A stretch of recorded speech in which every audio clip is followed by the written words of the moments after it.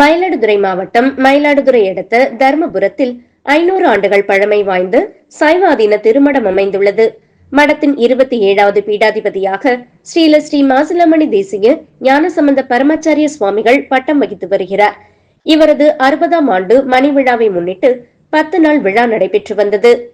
அதன் ஒரு பகுதியாக ஞானபுரீஸ்வரர் ஆலயத்தில் யாகசாலை அமைக்கப்பட்டு 8 கால யாகசாலைகள் நடைபெற்றது.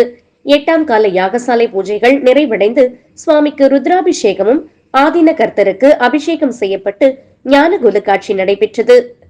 தொடர்ந்து தங்கபாத குரடுகள் தாங்கியபடி ஆதீன மடாதிபதி பக்தர்கள் புடைசூழ நாற்காலி பல்லக்கில் எழுந்தருளி வீதி உலா வந்தார்.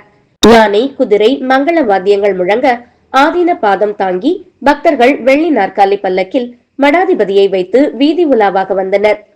மடத்தின் 4 ரத வீதிகளில் வீடுகள் தோறும் விளக்கேற்றி வைத்து பொதுமக்கள் வழிபாடு செய்தனர்.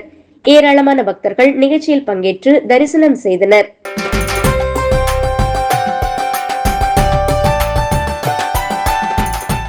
ஸ்ரீரங்கம் அருள்மிகு அரங்கநாத சுவாமி திருக்கோவிலில் இன்று திருக்கோவில் இணை ஆணையர் திரு சிவராம்குமார் முன்னிலையில் மாதாந்திர உண்டியல்கள் திறக்கப்பட்டு பெரம்பலூர் உதவி ஆணையர் திருமதி சி உமா மேற்பார்வையில் உள்துறை கண்காணிப்பாளர் வேல்முருகன், கண்காணிப்பாளர்கள் வெங்கடேசன், பரந்தாம கண்ணன், கோபாலகிருஷ்ணன், ஆய்வாளர்கள் பாஸ்கர், உதயகுமார், திருக்கோவில் பணியாளர்கள் மற்றும் தன்னார்வ தொண்டர்களால் பக்தர்களின் காணிக்கைகள் கணக்கிடப்பட்டு வருகிறது.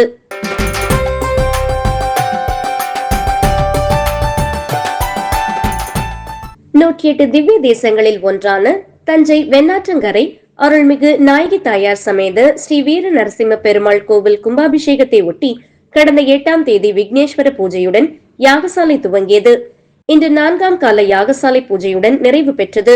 தொடர்ந்து கவசகுடம் யாகசாலை மண்டபத்திலிருந்து மங்கள வாத்தியங்கள் இசையுடன் புறப்பட்டு கோபுர கலசத்திற்கு சிவாச்சாரியார்கள் எடுத்து வந்து கலசத்திற்கு சிறப்பு பூஜைகள் செய்து புனித நீர் ஊற்றி கும்பாபிஷேகம் செய்தனர். கூடியிருந்த பக்தர்கள் கோவிந்தா கோவிந்தா என பக்தி கோஷமிட்டு நரசிம்ம பெருமாளை வழிபட்டனர்.